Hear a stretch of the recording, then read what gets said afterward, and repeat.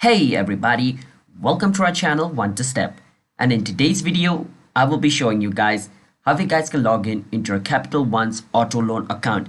With that said, follow the step which I'm going to be showing you. And before that, if you guys are new to our channel One to Step, then don't forget to hit the like and subscribe to our YouTube channel with notification on so you guys can get notified for our future video. And if you guys have any question, you can ask us in the comment. I will be happy to answer you guys. And let's jump right into the video, shall we? So the first step is search for Capital One Auto Loan Login and then click on this link over here and it'll take you to the official website over here. Now once you're over here, click on get pre-qualified. Once you click on it, what you want to do is you want to scroll a bit down after this page loads up. And after you scroll a bit down, click on sign in. Now once you do that, it's going to take you to its login page.